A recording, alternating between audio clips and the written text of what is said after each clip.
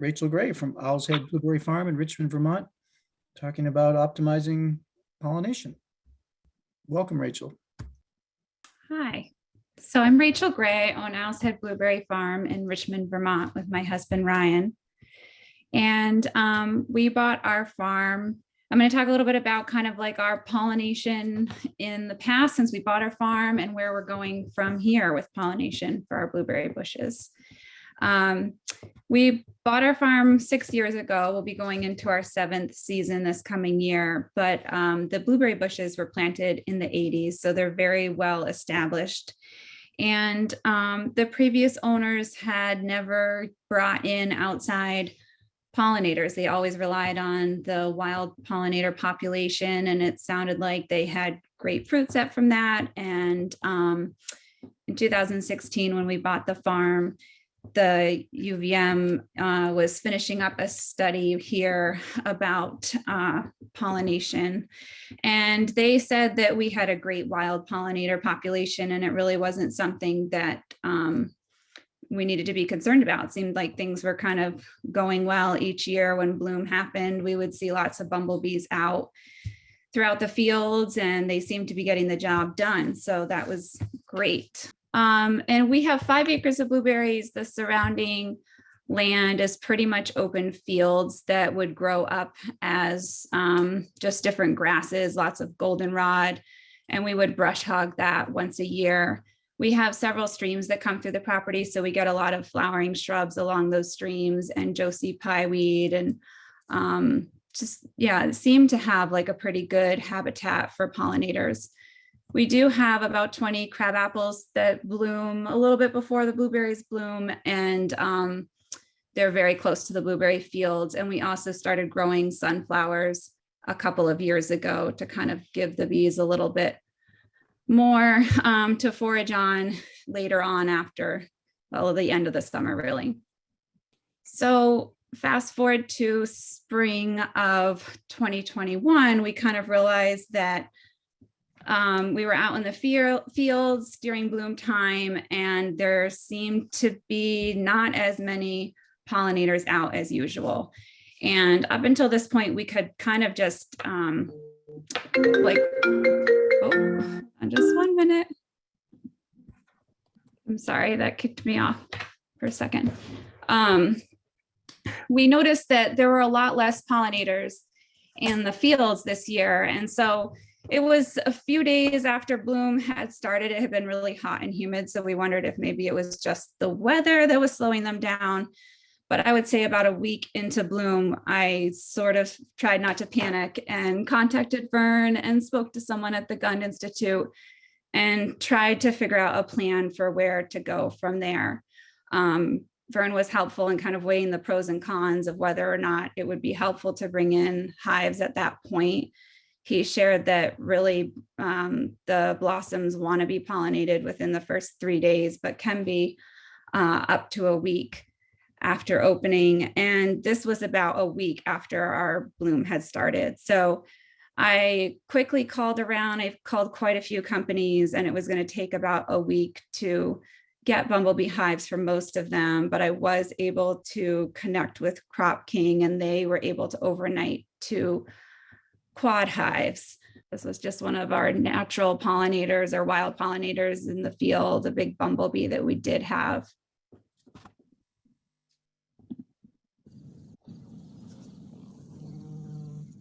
You can see I'm busy at work, but there were not very many of them. So the bumblebee hives arrived from Crop King, and took a little bit of time to get them set up, but the bees quickly worked their way out of the cardboard hive and got to work. So that was good. We set them up where they'd be out of the sun, kind of in the shade on a pallet, you can see here. And we had bloom lasted another couple weeks. So we had the quads for a couple of weeks. And by then we also noticed second, third week of bloom that there were a lot more wild pollinators out and about. So we ended up having great fruit set, and the company that I ordered the quads from had recommended that we get 4 quads for a farm of our size. So I only got 2 because I was seeing some not wild pollinators out there. So knew that I could probably get a little bit less, and that ended up working out for us. So moving forward, just wanting to think about our farm practices and the different things that impact pollination. We were already aware that we wanted to apply any pesticides late in the evening or early in the morning. And for mowing practices, we would keep our grass pretty tall. We don't really start mowing in the fields where the blueberries are until later in May. And try not to mow the grass too low either. We would mow it lower during our blueberry picking time when people were walking through the fields, but other times would raise the mower up as much as we could. We also are trying to balance, pollinators in our fields with the use of pesticides, minimizing pesticides as much as possible. But we do have spotted wing Drosophila on our farm. And so knowing that we wanted to try to have habitat planting around our farm, but also keep any wild brambles and SWD habitat at bay. So weighing those 2 things was something that we were thinking about as well.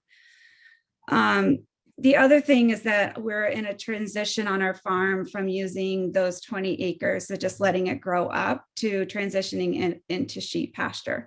So that was bringing up a lot of questions for me about the impact that it would have on our pollinators.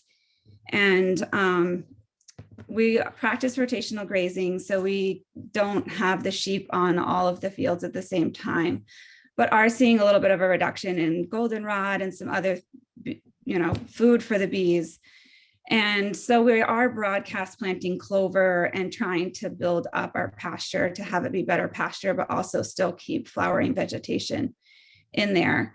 And also trying to be aware of other programs that we can use that can also help the pollinators. So we have 2 grants that we're working on for the pasture. One is more of a fencing grant, but the other one is a the CREP program, which is the Conservation Reserve Enhancement Program.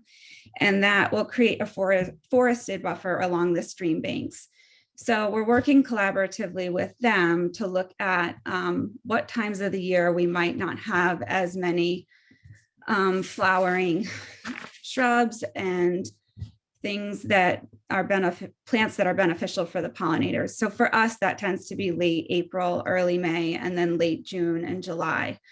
So the CREP program they will hopefully come in this spring and plant different plants along the 4 acres that we're enrolling in that program throughout that 4 acres. And so we really want them to focus on using the information in this graphic, which Laura Johnson was very helpful in giving me, and increasing the food that they have during those times where we might not have as much.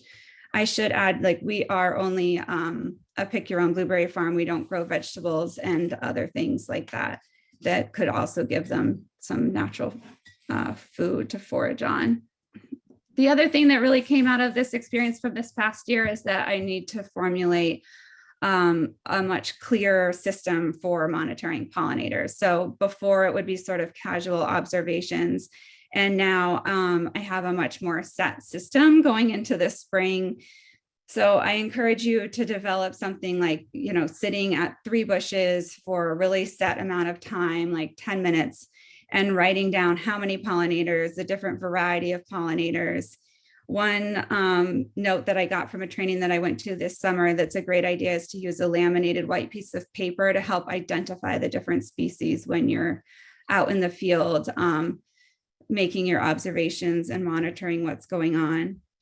And just recognizing that for us, I think bumblebees were really visible and noisy, so it's easy to see them, but we also have a huge variety of wild pollinators. So recognizing that they're a lot smaller and might be harder to identify, but they get the job done just as well too. So in conclusion, I would just say to do your research ahead of time so you're not panicking and you don't find yourself in a pinch like we did this past year. We're hoping that maybe this past season, 2021, was sort of a blip for the pollinators. I know that the primary theory out there seems to be that the queen bees just didn't quite have their hives ready to go to pollinate when bloom happened. But going forward, I will have my research done ahead of time, know where to buy the hives and the fastest way to get them, to order them if needed. And then creating a really consistent monitoring system from year to year so that I can track it a lot better than I had been. And lastly, to be aware of all of your resources.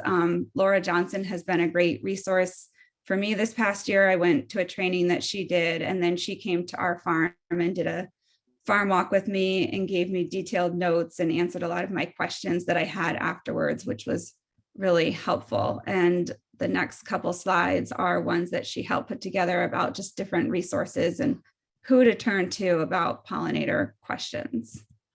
And that's Thank you. all that I Thank you, have. Rachel. That was great. And I want to thank you for putting your, concerns and research out on the VVBGA listserv early in the spring, and all the people responding really helped inform us that it was time to start a pollinator support program. We'd been thinking about it, and we were lucky to have Laura be able to take that position. And Laura, if you're on, it'd be great to have you introduce yourself to the people that don't know you. Laura's putting together some webinars coming up in February on pollinator support, blueberries, cut flowers, and others, and she'll be developing this program as we go. Say hello, Laura.